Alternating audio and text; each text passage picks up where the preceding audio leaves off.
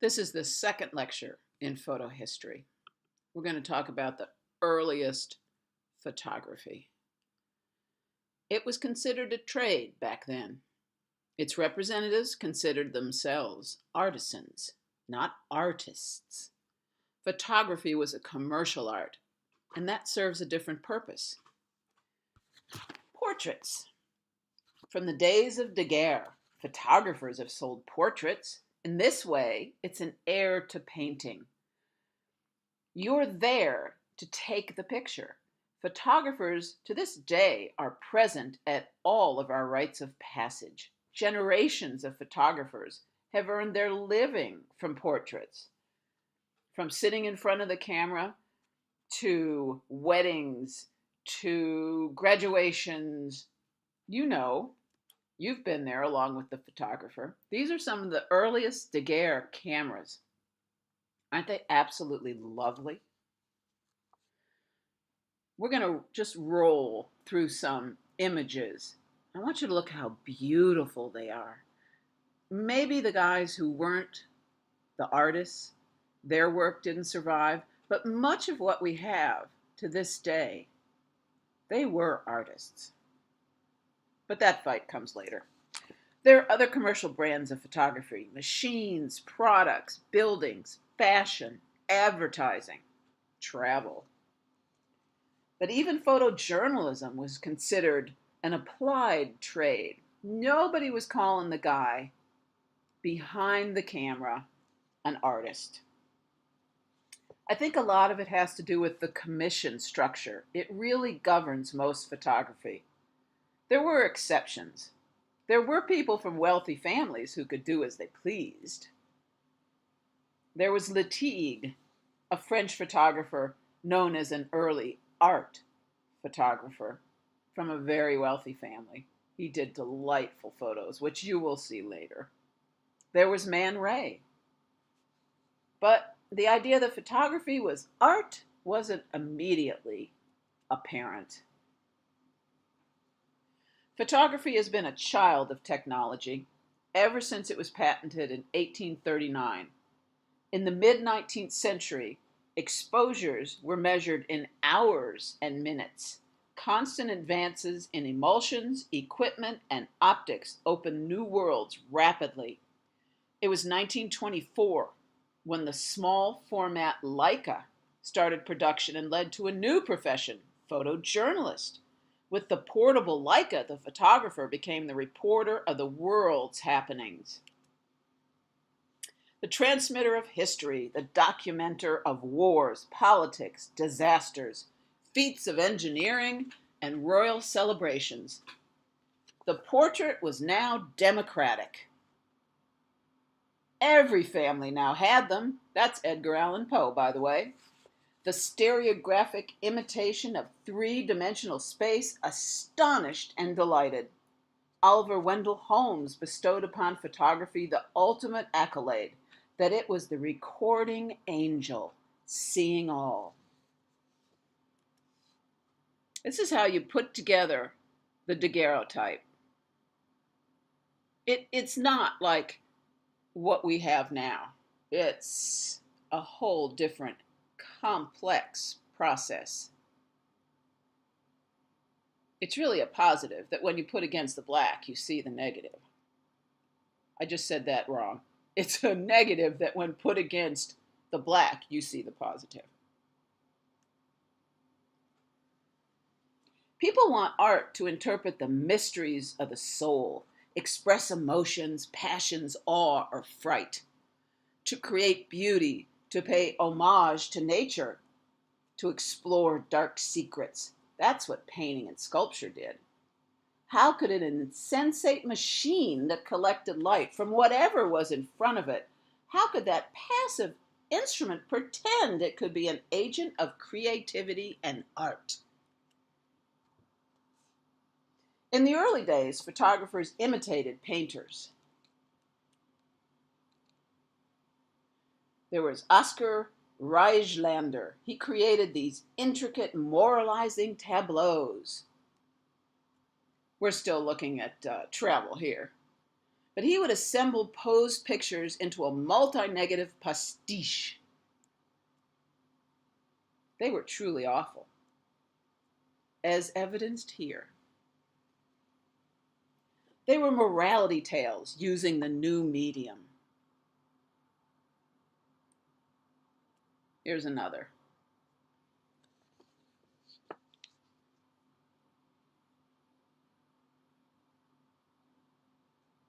And this is my favorite, worst photographer, Peach Robinson. Isn't it just dreadful? He was so proud. It was 5 different negatives. He sold a ton of these. It's just god awful. Here's Man Ray. He came a little later. He was one of the surrealists. But you can see he delighted. He went into the darkroom. He turned on the light. He turned on the light a little, which is how he got this. If you flick the light on just a tad, it will change the place between the light and the dark to a black line.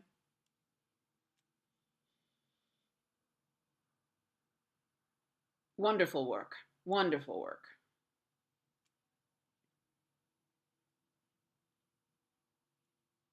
That's probably his most famous. They made t-shirts of that.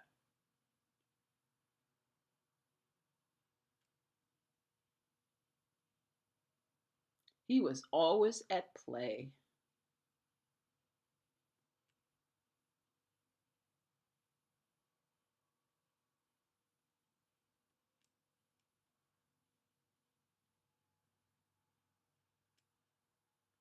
He moved it here. To get that image, he moved either the enlarger, more likely the paper, while making the exposure. He's a fun guy, I'm sure. But little Maul, oh, it was so emotional. And these are daguerreotypes still, but the one on the right is an album print. When the album print was invented, it was capable of mass production, and the new wet plate collodion negative photography came into use. That's when photographers began to travel with those 2 inventions. The Americans of the 60s and the 70s were admired for their ability to convey geological and travel information. They certainly weren't recognized for their artistry. Although really, if you look at these, they are true artists. Well, let's talk about the invention of the art of photography. I think we've still got a few more. That's a stereo view. The 2 images were taken just a couple images apart. You might have seen these in your great-grandfather's houses. And when you slide that little print into a viewer, it actually appears to be in 3 dimensions. They were magical. My great uncle had one. I was fascinated.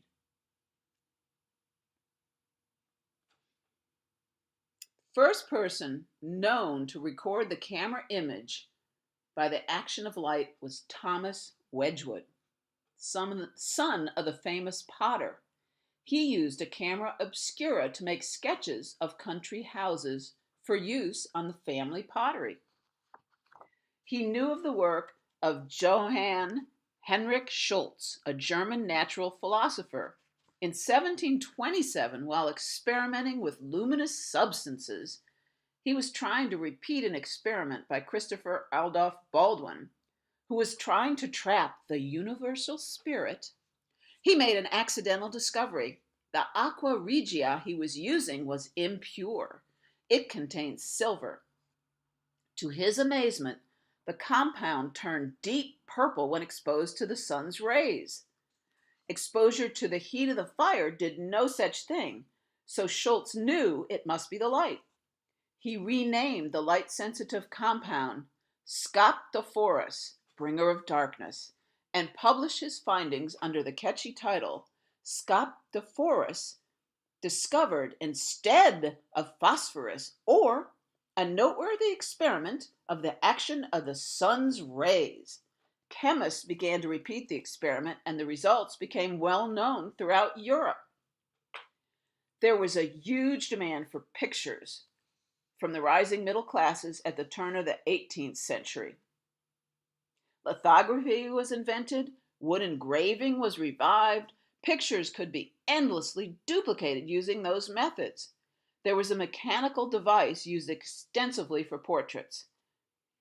The silhouette required one to trace a shadow.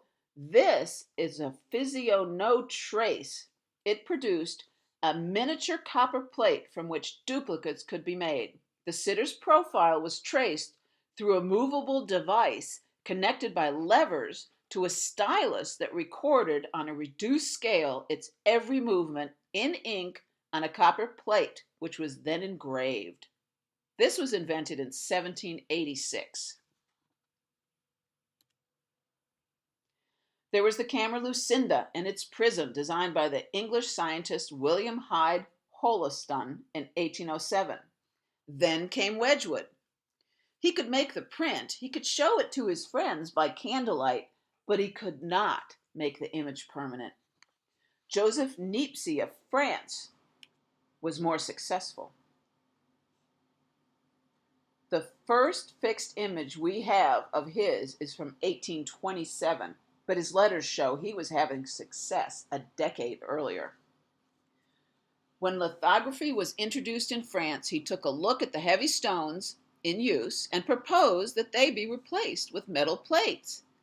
For his experiments, he needed drawings, but since he had no artistic skill, he conceived the idea of making them using light. He was able to make negatives, but he wanted a positive. For years, the search was fruitless. Then he found that a form of asphalt called bitumen of Judea was light sensitive. The substance was used by etchers to coat copper plates before drawing on them. It served as a ground to protect the plate when lines scratched through it by the draftsman were bitten by acid. Normally soluble in oil of lavender, the bitumen hardened on exposure to light and became insoluble.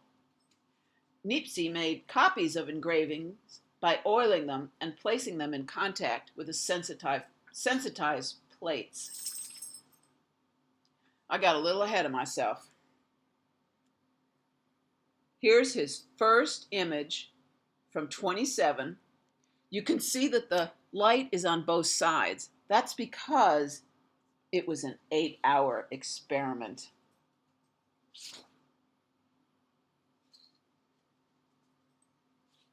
I want to read you something. It is from the other great history book, The History of Photography by Beaumont Newhall. I'm going to read something that Isidore Niepce, the son of Joseph, recollected about his father in 1826. Spread on a well-polished pewter plate, bitumen of Judea, dissolved in Dippel's oil. That's made by a German chemist, Dippel. It's a curative oil made by distilling animal bones. On this varnish, he placed the engraving to be reproduced, which had been made translucent, and exposed the whole to light. After a more or less long time, according to the intensity of the light, he plunged the plate in a solvent which, little by little, made the image, until then invisible, appear. After these different operations, he placed it in more or less acidified water for the purpose of etching it. My father, and this is the image, my father sent this plate to the engraver, Augustin Francois Lemaitre. I hope I'm not butchering the language. Requesting him to be good enough to engrave the drawing still deeper. Monsieur Lemaitre acceded very courteously to my father's request. He pulled several proofs of the portrait of Cardinal d'Ambrose. The printed lines of the engraving held back the light. The white paper permitted it to pass through. Thus most of the bitumen was rendered insoluble, but that which lay directly beneath the lines remained soluble and could be removed by the lavender oil. The barred metal was then etched to form a printing plate. This plate, there were prints pulled, excellent proofs, as late as 1870. And then the plate still exists to this day. Here's another Niepce.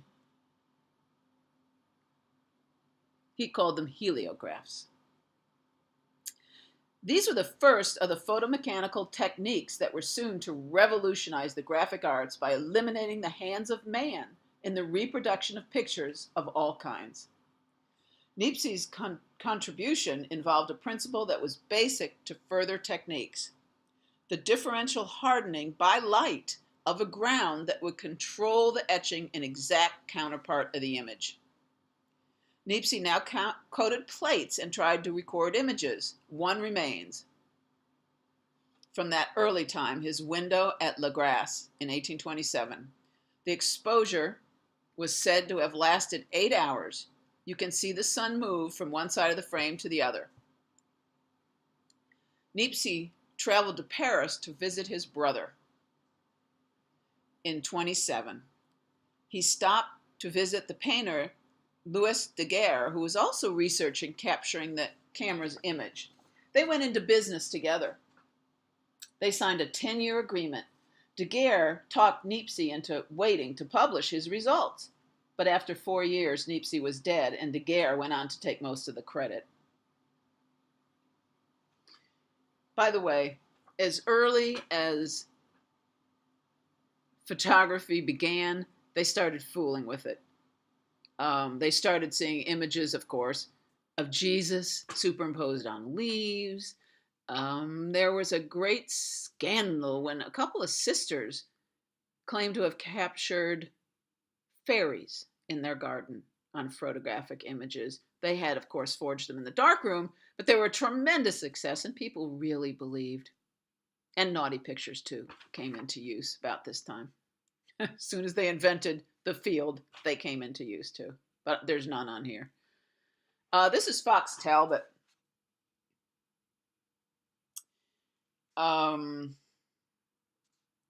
He was, well, I'm skipping ahead again. I want to talk a little bit more about Daguerre, and then we'll come back. Okay. You're going to look at Fox Talbot's work for a while. The 1837, Daguerre exhibited his still life of a plaster cast. I've got it in here eventually. It's on a silver-coated plate of copper, 6.5 by 8.5 inches. As Daguerre later described his technique, he polished the silver side of the plate mirror bright and chemically clean. He sensitized it by putting its silver side down over a box containing particles of iodine, the fumes of which reacted with the silver to form light-sensitive silver iodide on the surface of the plate. He then exposed it in a camera. The light forming the optical image reduced the silver iodide to silver in proportions to its intensity. Daguerre next placed the exposed plate, which bore no visible image, over a box containing heated mercury. Its fumes formed an amalgam with the freshly reduced silver, and an image became visible. The plate was then bathed with a strong solution of common salt, sodium chloride, which rendered the unexposed silver iodide relatively insensitive to further light action. Finally, the plate was washed in water and dried. The result was a record of the lights of the image in frosted whitish mercury amalgam. The shadows were represented by the relatively bare mirror surface of the plate. When viewed so as to reflect a dark field, the picture appeared positive. Daguerre wanted to sell the information. He wanted a limited sponsorship. He wanted 1,000 members. He was going to charge them each a very large amount of money. But his friends and countrymen convinced him it was far too important. And actually, the French government paid him to make it available, the information available. But this news from France shocked William Henry Fox Talbot, the man who is photographing his house here, because he had independently invented a technique that was nearly identical. This is another early photographer. This is Self-Portrait as a Drowned Man by Bayard. He really thought he got no credit, and therefore he photographed himself as a dead man. It was his comment. And then Sir John Herschel, an astronomer and a scientist, used the works of Daguerre and Talbot and set about solving the problem of fixing the images. The fixing the images that they used previous was just not ideal. There were way too many variables, success was not assured. Herschel noted in 1819 that hyposulfire of soda dissolves silver salts. Now, in 1839, he recorded his success in fixing photos in hypo, as it's still called today. Aren't these beautiful? Look at these images. Look at the detail. They're so rich. And you can see the brushstrokes. You can see the person behind the image. Here's a semi-naughty one. It happened very early. It's a daguerreotype. But pretty soon, everyone was getting their photo taken. Talbot visited Herschel and learned of his fixing technique. Herschel was also a linguist and proposed the term photography instead of the cumbersome photogenic drawing that had been used. Daguerre got the French government to pay him. He put his device out there for the public. He wrote a 79-page booklet of explanation. His brother-in-law, Alphonse Giraud, constructed the camera and the accessories. The lenses were ground by Chevalier. The daguerreotype spread around the world. By the end of 1840, there were 3 new important innovations. There was an improved lens made by Joseph Max Perceval. He was a professor of math and physics at a Hungarian university, and he had gotten a daguerreotype, and he thought to himself, this lens is garbage. I can do better. And he did. And 1 year, maybe 2 ago, there was a Kickstarter project. They have copied the Perceval lens. And you can buy one now for about $800. You drop the f-stops in from above, and the focusing is done with a little wheel under the lens. I have one. It bokehs. The center is sharp, and then everything around it swirls. It's totally wonderful. It has kickstarted my creative juices. I really adore it, and I recommend it highly. But back in the old days, he sold 8,000 in 10 years, which is an enormous amount at the price that he was charging. They were known as the German lenses. They were made by Voigtlander of Vienna, and they're still making lenses to this day. This is the first photojournalism photo ever taken. It's of a burning mill. We'll see it again later. Someone's hand colored it. But up until this picture, and you want smoke and flames to blur. Long exposures were okay, because this is still a daguerreotype. That was a long exposure. Still minutes.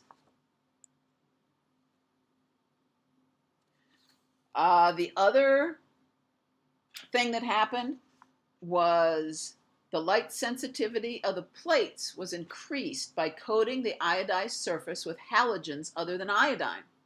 That, combined with the faster Perceval lens, made an exposure possible in less than a minute.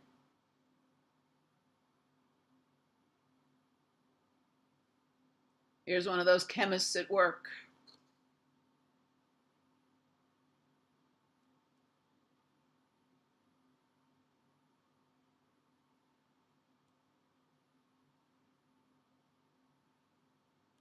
Aren't they lovely?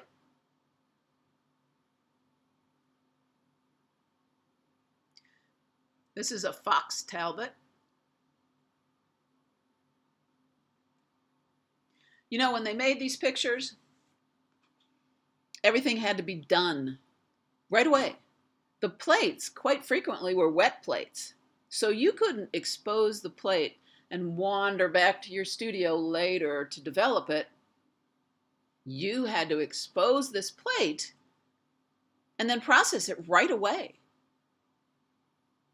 If you know anything about the travel photographers, they had mules or wagons. They had something that carried their equipment with them, because when they made that plate, they developed that plate right then, right there, before it dried.